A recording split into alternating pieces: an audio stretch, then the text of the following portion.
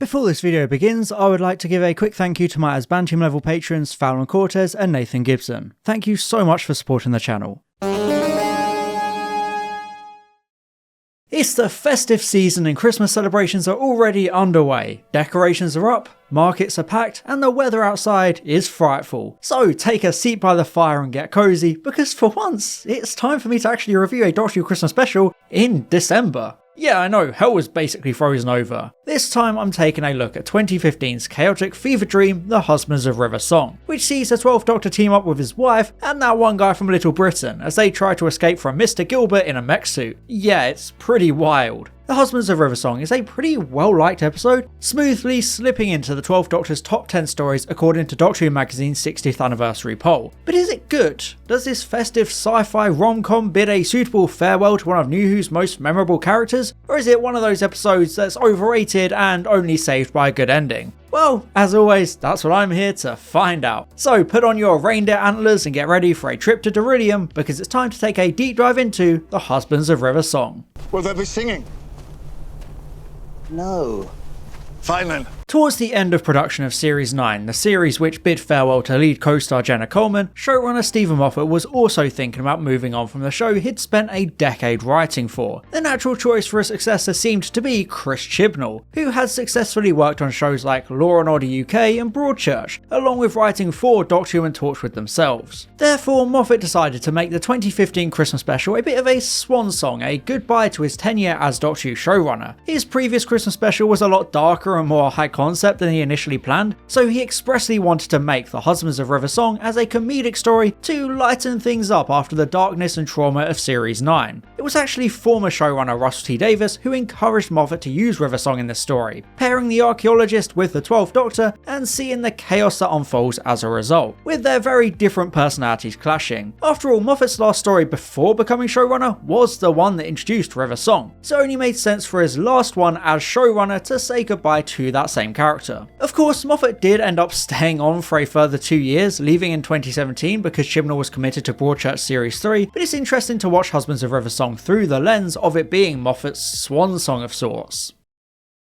To the familiar musical backdrop of Christmas carols, we're introduced to the human colony of Mendrovax Delora, which is basically just the same as Earth. I do find it quite interesting that the alleyway at the beginning is a redressed Trap Street set. Obviously this was done for budgetary reasons to save having to build an entire new street, but it also works on a bit of a symbolic level. The episode comes after Clara's death and the Doctor's memory of her, so it just creates some unintentional mirroring as the place he goes to sulk and process his feelings, because it resembles the same place that trauma took place in to begin with. Indeed, both the Doctor and River are coming off of losses of loved ones, with the former having recently experienced Hell-Bent and the latter having most recently experienced The Angels Take Manhattan. We see how the Doctor is struggling to get his smile back right from the get-go, with that brilliant anti-carolers sign on the TARDIS and his frustration at the TARDIS trying to cheer him up with hologram antlers. He knows he's lost Clara, even if he doesn't remember who she was. Like he explained in Hell-Bent, he can fill the gaps enough to know how important she must have been to him. So he's trying to mourn this person he doesn't even know, which is a fascinating place to begin the Doctor in this episode. But instead of being able to spend time alone processing his feelings, the Doctor is summoned by Nardole, Matt Lucas' bumbling side character who provides a lot of comic relief in this episode. Obviously he ends up with a much more significant role in the following episodes, but he's still a fun presence here and he's a good odd couple partner for the Doctor, especially at the beginning where he keeps telling the Doctor off for crossing his arms. Why'd you keep crossing them? Because they're crossed, I've got cross arms.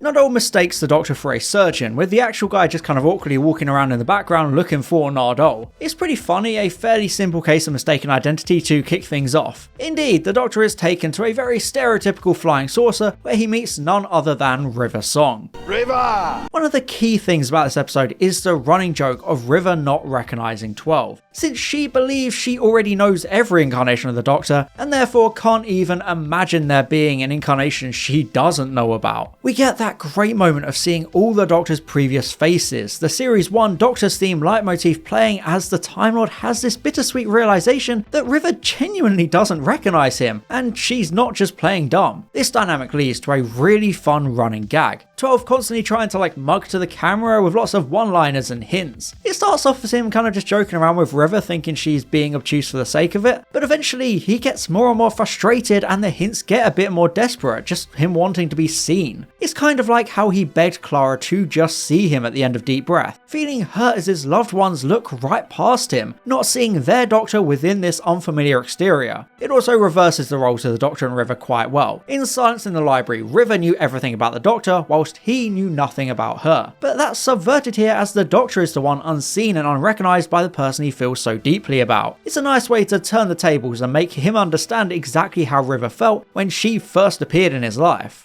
I'm the Doctor. You better be, you've got an operation to perform. River needs a surgeon for her husband, King Hydroflax, who is played here by British comedy legend Greg Davis, better known for The Inbetweeners and Taskmaster. Davis hams up his performance so magnificently, such a fun and overly camp character. He spends almost the whole time as a decapitated head shouting and screaming threats at the top of his voice, and it creates a very entertaining sense of chaos, especially considering this is a super powerful king of galaxies and he's forced to become this joke of a villain being tossed around in a bag. It's especially funny as this arrogant and egotistical king is confronted with his own mortality, his death approaching ever closer, and he responds with this. But I refuse.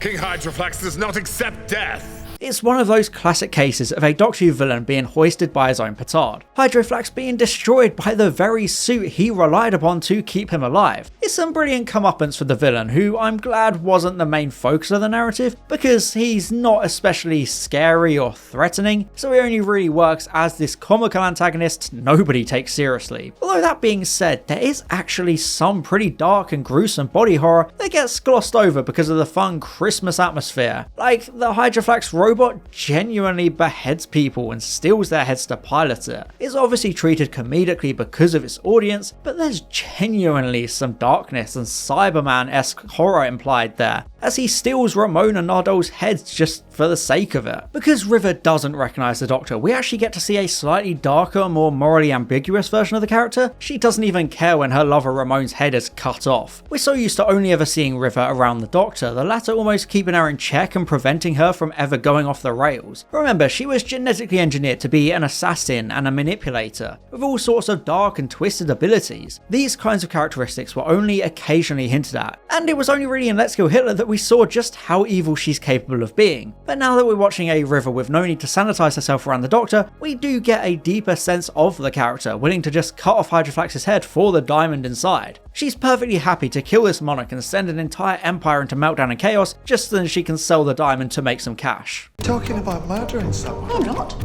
I'm actually murdering someone. Of course, because this is Doctor Who, they make sure that Hydroflax is some irredeemable supervillain who eats babies, because God forbid you actually commit to River being a morally bankrupt character. I hate that we only get like 30 seconds of River actually being darker and questionable, before the script overcorrects in the opposite direction as Hydroflax overhears her plan and she goes all Doctor mode, swearing to make him pay for all the lives he's ruined, even putting out a sonic trial to really drive the point home that she's actually a great person, just like the Doctor. So I guess what I'm saying is, you know, Moffat really does have his favourites.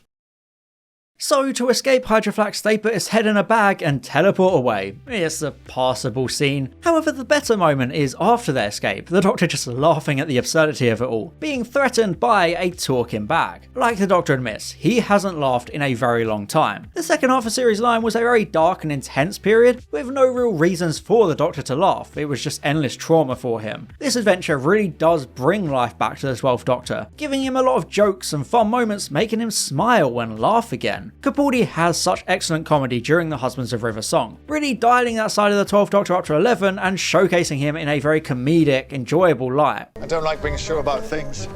One minute you're sure, the next everybody turns into lizards and a piano falls on you. However, River is a lot less fun to watch, having reached the full extent of her Flanderization. This is a process where, over time, a main character's traits are oversimplified so much that those traits become their entire personality, reducing their dimensions and making them one-note characters almost like a caricature of themselves. River began as a character with so much promise, so many traits to explore, but over her episodes Moffat only began to focus on her sexuality and her flirtatious quips. By the time of the Husbands of River song, she doesn't feel like a character anymore, just Moffat's fanfic OC who seems to genuinely hate the Doctor despite supposedly loving him. Oh, and there's also the weird cucking stuff going on as she makes out with Ramon in front of the Doctor. You okay there, Moffat? You got something you want to tell us? One of the standout moments of this episode comes as River decides to steal the TARDIS, with her unfamiliarity with 12 giving him the opportunity to become a companion for the first time ever. Finally. Finally. It's my go.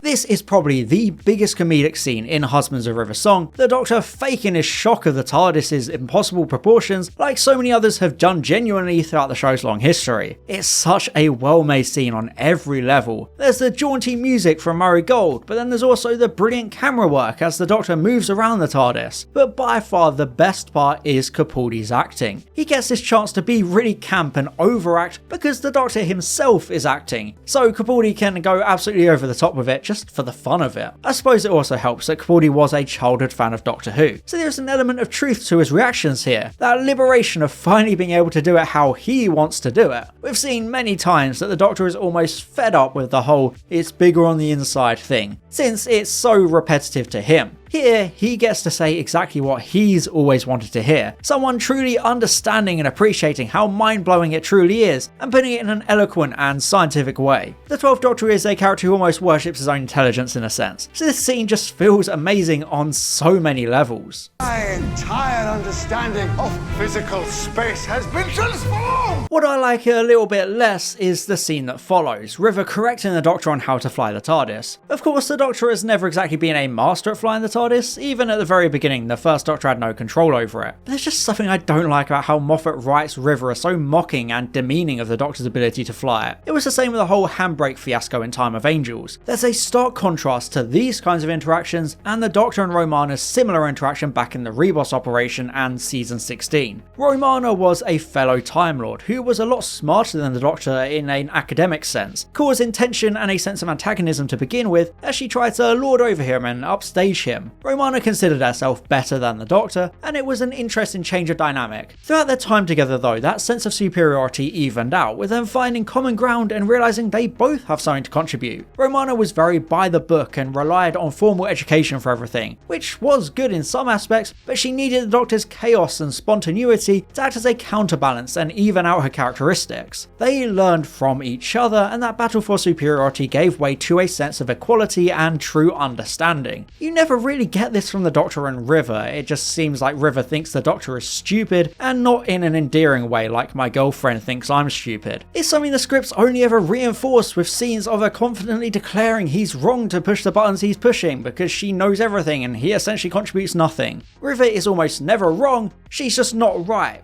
Yeah. And that's something I've always hated about the character. The Doctor and River escape to the cruise ship Harmony and Redemption, which is a really nice looking interior set full of all these cool aliens in the background, helping to reinforce the idea of this being a wider universe teeming with exotic life. I suppose there is something a bit Douglas Adams about a galactic cruise ship reserved for the most wicked and vile criminals in the universe, needing verifiable murders just to be able to get on the guest list. It's a concept that doesn't really get explored here, which is a shame. It could be the backdrop to a dedicated episode on its own, especially with all the backstabbing and politicking a place would entail. And one such evil alien race on the ship is the Shoal of the Winter Harmony, represented here by Scratch, a creepy man who can pull his head in half. I mean, dude, come on, don't you have pockets? You could just use those. It would be a lot less messy than pulling the payment out of your own brain. Just a thought, you probably shouldn't do that in a restaurant.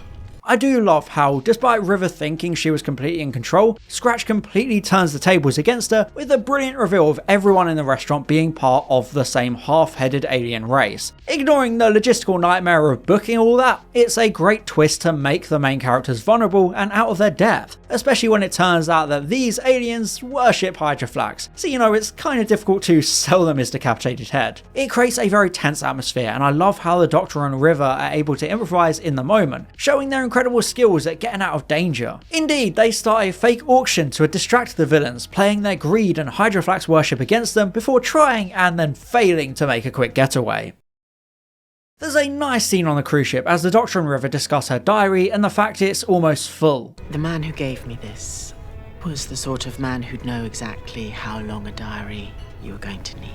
It is a very dark concept to consider, the Doctor having tailored the diary exactly to the length it needed to be. Of course, it is part of a bit of a bootstrap paradox, considering the Doctor only knows how many pages it needs because he saw it back in silence in the library. But it does expose a bit of the one-sidedness of their relationship, even if River seems to not care about the Doctor when 12 asks her if he's important to her. However, this proves to be a bit of copium, as she later gladly admits she loves the Doctor, but also seems to be under the impression that he doesn't love her. I mean, she's right, right, and I'll probably end up making a whole video about how the relationship isn't actually love, but I don't like how this episode tries to make some grand statement about River having unrequited love for him despite him not loving her. She goes on this whole speech about him not giving a damn about whether she's in danger and how it's like loving the stars, but it's like, sweetie, you aren't in love. You basically have some sort of Stockholm syndrome for this guy you were genetically engineered to be obsessed with. That ain't love. Then after that whole speech of River berating the Doctor's name, saying the idea of loving her or caring about rescuing her is stupid, she suddenly realises he's standing right there and he can finally drop the act. It's meant to be some really sweet and cute moment of them reuniting, but it just feels so weird after that whole angry speech of her basically hating on him. I do find it clever that River planned the entire diamond cell around a meteor strike, giving her an easy distraction and escape route because she's a time traveller and already knew what would happen. This creates a situation kind of like Voyage of the Damned, a big space cruise ship descending into chaos and destruction, lots of shaky cam and people running around screaming. It's a decent climax, especially as the Doctor defeats the body of Hydroflax by flooding it with the firewalls of the payment sphere. However, the real kicker is when the Doctor and River are trying to save the ship, only for River to recognise the planet they're about to crash into. That's Beryllium.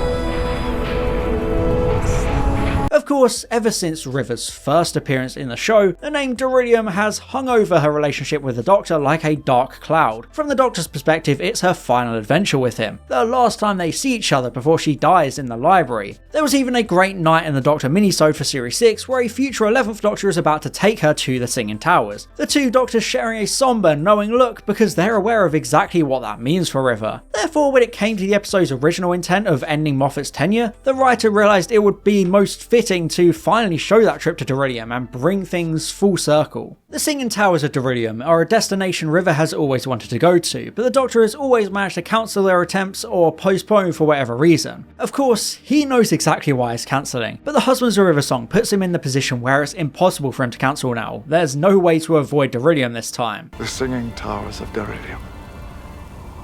Here we are at last. Hellbent taught the Doctor that some things just cannot be avoided, you can't deny destiny forever, so here he finally accepts that there's no more running from River's death in the library. He has to face it one day, so he uses the diamond to have a restaurant built overlooking the towers. Indeed, the Doctor finds a rescue worker at the crash site, giving him that diamond so this random guy can get the reward money as long as he builds that restaurant. Despite it being a pretty selfish act to request a restaurant, the Doctor basically makes this guy a billionaire overnight, so it's kind of sweet to see the diamond being used in a good way after having so many people wanting it for greed. Also, just as a side note, I love how the front of house woman at the restaurant is so quick to tell the Doctor the next available date for the perfect table is in 4 years' time. She doesn't even have to check the calendar, that's some quick service. 5-star right there. Although a place like this should probably have taken a deposit for such a popular table to be booked. It's just standard practice. When River awakens after the crash, she walks out into this restaurant, which looks absolutely beautiful by the way. No idea how the Doctor can afford to eat here, but I'm sure he can just pull the "I'm friends with the owner" card. The decor has all these fairy lights and Christmassy theming, so it looks absolutely glamorous and high class. Even the Doctor and River dressed the part, looking their best for this special occasion. And to close a plot hole, the Doctor finally gifts River her sonic screwdriver, answering the question from all the way back in 2008 of when he would give her such a special and treasured gift. We always knew why, because it was designed to upload her mind into the computer and preserve her mind after she died, but we never knew when or how, so it's a fitting part of this epilogue, bridging that gap and closing that chapter. This whole scene has a bit of a magical, fairy tale atmosphere. From that aforementioned decor to the musical score by Murray Gold, it all feels very surreal and special, something punctuated by the beautiful visual of the Singing Towers, which were inspired by the Old Man of Storr, a hill on the Isle of Skye in Scotland that has the legend of being formed by the fingers of a giant who died there. The Singing Towers are so striking and feel like a great payoff to the numerous mentions and teases throughout the Moffat era. The titular singing comes from the wind somehow creating a musical sound, which manifests as a really ethereal singing, punctuating the emotion of the moment and causing a little bit of a lump in your throat as you realise this is the end for these two characters. Regardless of your stance on their relationship, it's hard to deny the emotion of this scene, especially as 12 tries to hold back his tears. He tries to hide his sadness with the science of the beauty in front of him, very much like he did in Mummy on the Orient Express, when he knew he was going to have to say goodbye to Clara, but tried to bottle things up and instead talk about magical space stuff. It says a lot about the 12th Doctor and his struggles with his emotions, especially when he's facing another loss so soon after Hellbent. Indeed, like I mentioned at the start, 12 begins this episode still emotional after the events events of the Series 9 finale. In that story, he broke the very laws of time and threatened to destroy the universe to try and save Clara, only to realise he has to just accept these things. This is how the episode serves as a bit of a coda to Series 9, the Doctor learning those lessons and able to approach River's death with more acceptance and awareness of his inability to change it. It's such a small touch, but it really helps tie the Husbands of River song to the series preceding it. The Doctor has developed and grown as a character, even if he can't remember Clara completely. He's sad, not wanting things to end, but his strength comes from understanding and accepting that now. It's just the way things have to be. Not everything can be avoided. Not forever.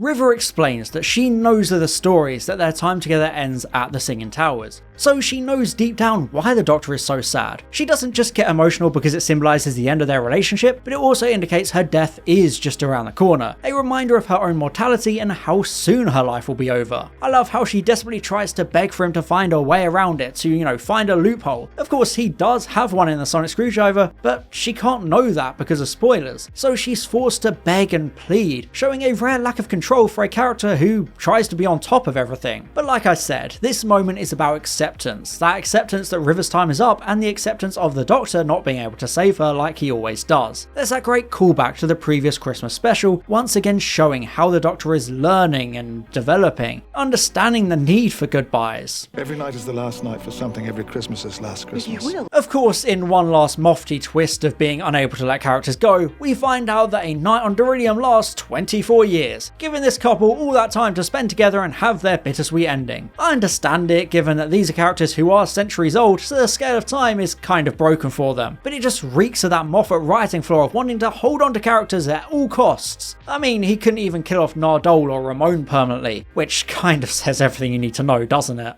They pulled us from the wreckage, Mom. Fixed us up.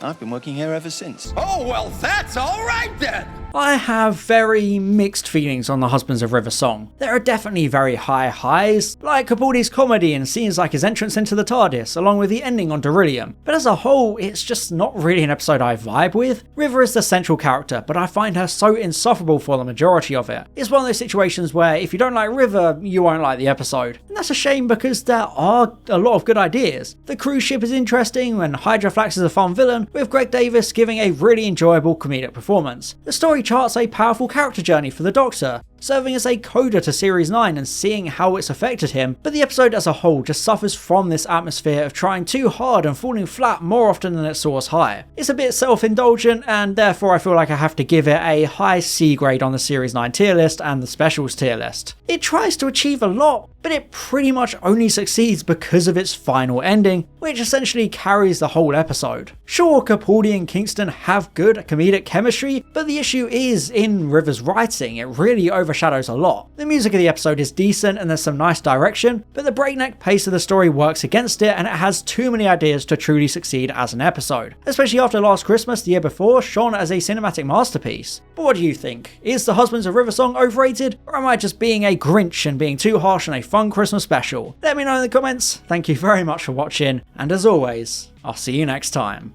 Bye bye. And I'd just like to give an extra special thank you to my Asbantium level patrons, Fallon Cortez and Nathan Gibson, my Diamond level patron, Glenna Clark, my Platinum level patrons, Matthew Burns and Maximilian Foreman, and all my Gold level patrons, Boots, Daniel Shillito, Franz Orn aka Line Vortex, Robert Hock, and Tom Azar. Thank you so much for your support.